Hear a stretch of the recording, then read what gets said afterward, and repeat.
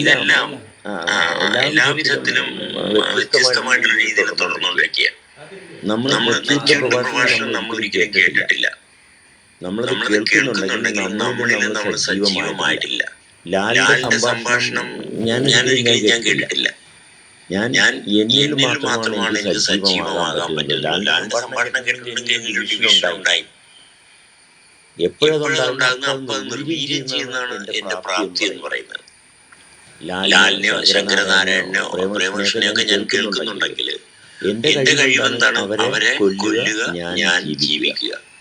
അവരുടെ ശബ്ദം എന്നിൽ നിലനിൽക്കാൻ അനുവദിക്കരുത്.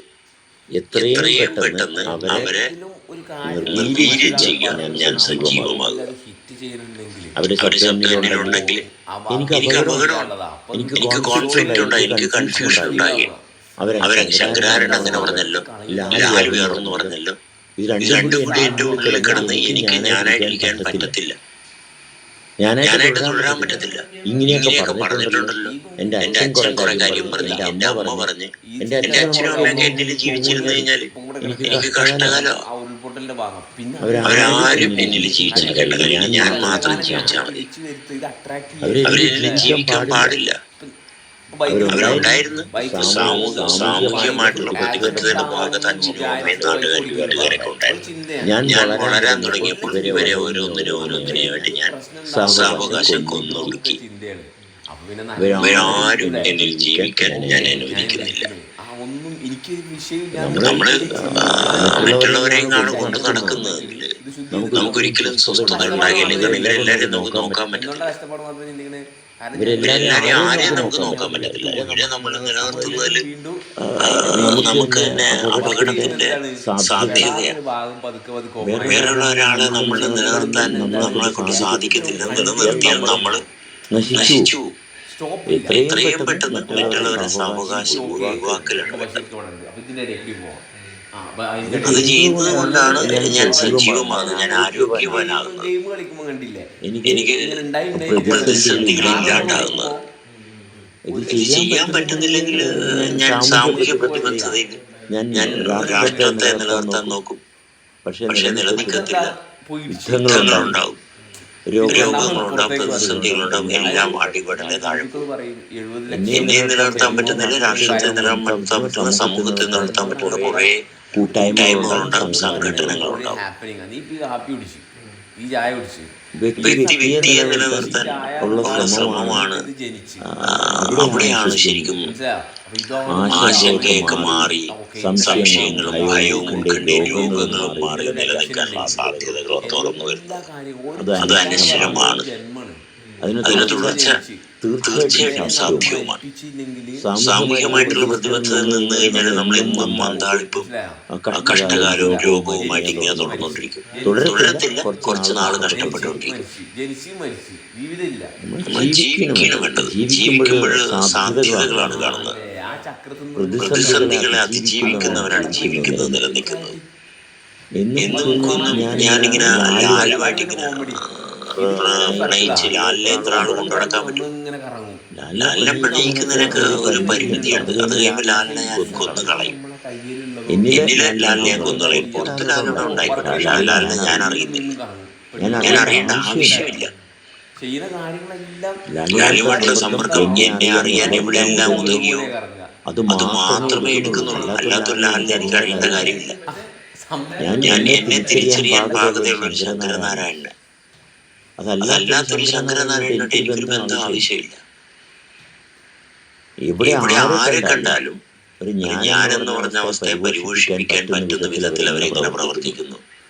അതല്ലാത്ത ഒരു ബന്ധവും എങ്ങുമില്ല. അങ്ങനെ ഉണ്ടെങ്കിൽ സ്വാതന്ത്ര്യം നമുക്ക് നഷ്ടപ്പെട്ടുകൊണ്ടേയിരിക്കും, ബന്ധനം കൂടിക്കൊണ്ടിരിക്കും. ലോകത്തിൽ ഒറ്റ അറിവ് മാത്രമേ ഉള്ളൂ, ഇത് ക്ലിയർ ചെയ്ത് കഴിഞ്ഞാൽ ഈ ജീവിതം ഒന്ന് മാത്രമേ ഉള്ളൂ. ജീവിതം ഉണ്ടാക്കാൻ പറ്റത്തില്ല. പക്ഷെ ഒരു വ്യക്തിയെ കൂടി നമ്മൾ കൊണ്ടുവരുമ്പോൾ നമ്മുടെ ജീവിതം ഡിവൈഡഡ് ആകുകയും അതോടുകൂടി നമ്മുടെ ശക്തി ക്ഷയിക്കും. അത് 3, 4 ഒക്കെ ആക്കി കഴിഞ്ഞാൽ പറയുന്ന മറ്റുള്ളവരെ ബുദ്ധിമുട്ടാനും കഷ്ടപ്പെടുത്താനും നശിപ്പിക്കാനും വേണ്ടിയിട്ടില്ല. ഇപ്പൊ സെബാസ്റ്റ്യൻ സാറ് പറഞ്ഞ ആ ഒരു അർത്ഥത്തിൽ പറയുമ്പോൾ ഒരാളും മറ്റൊരാൾ പറയുന്നതൊന്നും കേൾക്കാൻ പാടില്ല, ഇതാകാൻ പാടില്ല എന്ന് പറയുമ്പോൾ സെബാസ്റ്റ്യൻ സാർ പറയാണ്ടിരിക്കുന്നതാണ് ഒന്നാമത്തെ എൻ്റെ ഒരു മാതൃക. ഒരാളെ നശിപ്പിക്കണ്ടെന്ന് വിചാരിക്കുന്നതാണെങ്കിൽ ഒന്നും പറയാണ്ടിരിക്കുന്നത് നല്ലതെന്നല്ല. സെബാസ്റ്റ്യൻ സാർ ഇപ്പം പറഞ്ഞ വ്യാഖ്യാനത്തിന്റെ അടിസ്ഥാനത്തിൽ അങ്ങനെയാണ് തോന്നിയത്. ഞാൻ മനസ്സിലാക്കുന്നത് പറയാതിരിക്കാന്നല്ല, പറയുമ്പോൾ പോലും അതില് അതിൽ നിലനിൽക്കാതിരിക്കാന്നല്ല. എന്താണോ പറയുന്നത് അതിൽ നിലനിൽക്കാതിരുന്നാ മതി. ഇതൊക്കെ വന്നും പോയും ഗമിച്ചുകൊണ്ടിരിക്കുന്ന ഒരു താല്പര്യമാണ്. ഗമിക്കുന്ന അത്രേ. അപ്പൊ ഇതൊക്കെ വന്നും പോയിക്കൊണ്ടിരിക്കും. അതില് എവിടെയെങ്കിലൊക്കെ നമ്മള് ഒരു പിടുത്തം കൊടുത്തു കഴിഞ്ഞാല് അവിടെ നമ്മള് എന്താ പറയാ, അത് നമ്മള് നമുക്കൊരു ഭാരം ഉണ്ടാക്കും. ഞാൻ ആ പദം അവിടെ ഉപയോഗിക്കാൻ ഇഷ്ടപ്പെടുന്നത്. ഒരു ഭാരം വരും. നമ്മൾ എന്തെങ്കിലും എവിടെയെങ്കിലൊക്കെ സ്റ്റക്കായി നിൽക്കും. നമ്മുടെ ആൾക്കൂട്ടത്തില് നമ്മൾ ഭാരമായി തീരുമാനം ഉണ്ടാവും. നമ്മളെ ഒഴുക്കില് എവിടെയെങ്കിലും ഒഴുക്കിനെ പിടിക്കാൻ ശ്രമിക്കുമ്പോൾ ഒഴുക്കിനെ തടയാൻ ശ്രമിക്കുമ്പോൾ ഭാരമായി മാറും.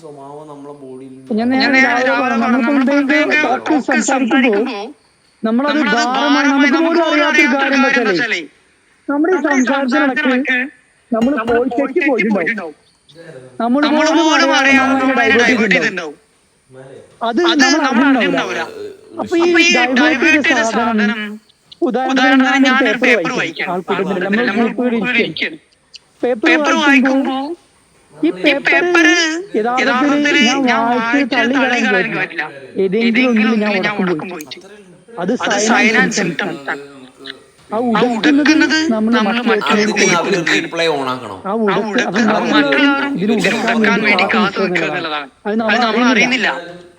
നമ്മളെ മുന്നിലുള്ള ഒരാള് നമ്മളെ ഗീർത്തിരിച്ചല്ല നിൽക്കുന്നത്. അത് വേറെ ഇൻഡിവിജ്വലാ.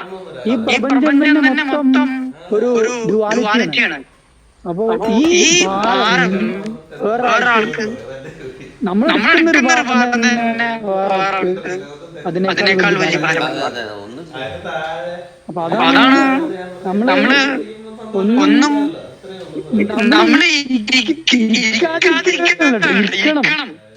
നമ്മള് പറഞ്ഞിട്ടില്ലേ, നമ്മൾ ഇരിക്കുമ്പോഴും കുറച്ച് വിട്ടുവിട്ടിരിക്കണം. ആ വിട്ടുവിട്ടിരിക്കുന്നത് നമ്മളെ കാഴ്ചയില്, നമ്മൾ കേൾവിയില്, നമ്മളെ മനസ്സില്, നമ്മളെ രുചിയിലൊക്കെ വിട്ടുവിട്ടിരിക്കാൻ പഠിക്കണം.